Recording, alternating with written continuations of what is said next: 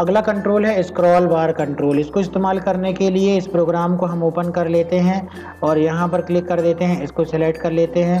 ये open button में click कर दिया हमने, देखिए स्क्रॉल बार कंट्रोल आ गया।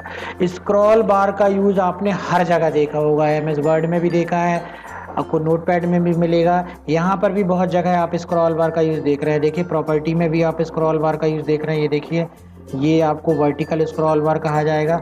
इसी तरीके से अगर नीचे स्क्रॉल बार आ रही है तो हॉरिजॉन्टल स्क्रॉल बार कहा जाएगा। ये स्क्रॉल बार का यूज़ क्या है, तो पहले इसको रन करते हैं और रन करने के बाद दिखाते हैं आपको। ये देखिए स्क्रॉल बार है, ये वर्टिकल स्क्रॉल बार, ये देखो ये मूव हो रहा है टेक्स्ट, ठीक है। और ये देखिए ये स्क्रॉल की लिमिट बता रहा है कितना स्क्रॉल हुआ, ये देखो यहाँ से भी ये टेक्स्ट को मूव करने के लिए कोडिंग की गई है और इसमें टेक्स्ट को मूव करने के लिए कोडिंग की गई है। इसमें टेक्स्ट को, ये मूव टू द टेक्स्ट इसलिए है कि आप इसकी जगह कुछ और भी कर सकते हो। जैसे MS वर्ड में देखते हो, जैसे स्क्रॉल करते हैं तो टेक्स्ट भी मूव होता है, ये उसी का उदाहरण है। कैसे टेक्स्ट मूव होगा, जैसे अपन उसको मूव करते हैं टेक्स्ट भी मूव होता है, तो उसी का एग्जांपल है। तो इसके लिए देखिए कौन कौन से कंट्रोल रखे गए हैं, समझने के लिए इसको आपने सेलेक्ट कर लो। इसको जैसे ही आप सेलेक्ट करोगे तो सेलेक्ट करने के बाद आप यहाँ पर देखोगे कि यहाँ पर कौन सा कंट्रोल है, ये वर्टिकल स्क्रॉल बार कंट्रोल है, ठीक है। ये रहा आपका वर्टिकल स्क्रॉल बार कंट्रोल।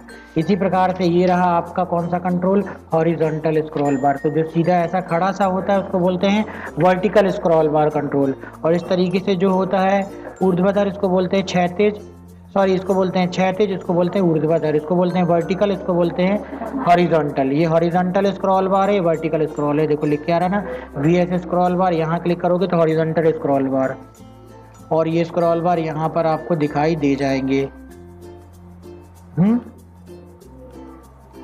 यहाँ पे आप जाकर कंट्रोल को देख सकते हो, H में आपको मिल जाएगा हॉरिजॉन्टल स्क्रॉल बार और इसी प्रकार से वर्टिकल स्क्रॉल बार।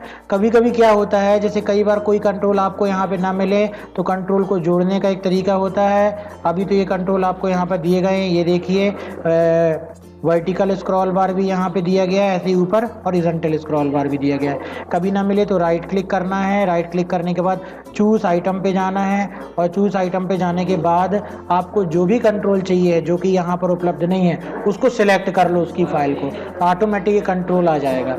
इसका मतलब ये है कि VB.NET में टूल बॉक्स में आपको बहुत सारे कंट्रोल होते हैं, लेकिन फिर भी अगर कोई कंट्रोल कम है, नहीं मिल रहा है, तो आप उसको क्या कर सकते हो, सिलेक्ट कर सकते हो। उसके लिए आपको क्या करना होगा, राइट क्लिक करके और चूज आइटम पे जाना होगा। थोड़ा सा समय ले रहा है, फिर आप सेलेक्ट कर सकते हो। अब बात आती है कि चलिए वर्टिकल स्क्रॉल बार रख दिया, हॉरिजॉन्टल स्क्रॉल बार रख दिया, कैसे कोडिंग की गई है, क्या कोडिंग की गई है। तो कोडिंग को समझने के लिए हम यहाँ पर राइट क्लिक करेंगे और व्यू कोड ऑप्शन, ये देखिए ये डायलॉग बॉक्स आ चुका है जहाँ से ये अलग अलग कंपोनेंट दिए हैं, .NET फ्रेमवर्क कंपोनेंट।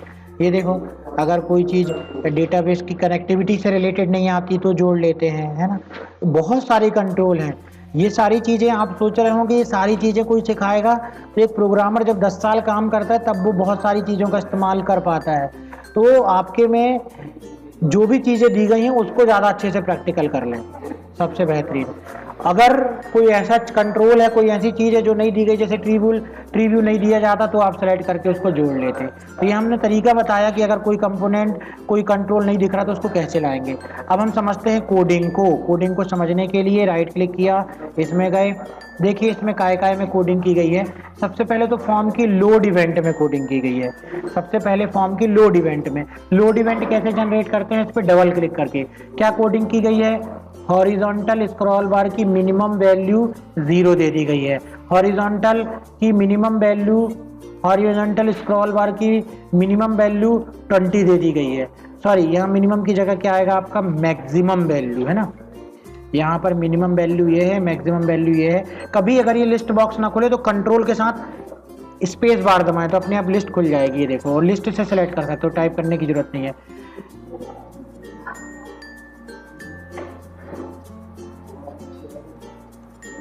ठीक है, तो केवल अपन को मैक्सिमम देना है, इसलिए वो एरर आ रही थी। ये देखिए स्मॉल चेंज क्या हो, जब उसको स्क्रॉल करते हैं तो छोटे छोटे चेंजेस में क्या हो, एक नंबर चेंज हो, और बड़े चेंजेस में क्या हो, 10 चेंज हो, और इसकी वैल्यू कितनी है, 20 है।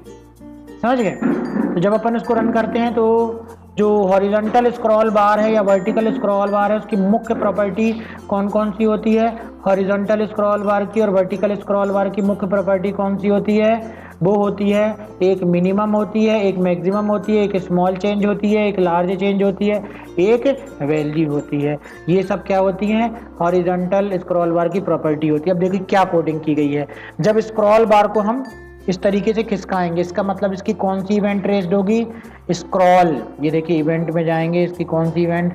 Scroll event. एक ही इवेंट है जो काम की सबसे ज्यादा, स्क्रॉल। मतलब कि जब इसको स्क्रॉल करें तो क्या हो? क्या पेज मूव करे आगे पीछे, या इसको स्क्रॉल करें तो क्या हो? क्या ऊपर नीचे पेज मूव करे या टेक्स्ट मूव करे? वो किस इवेंट में कोडिंग की गई है?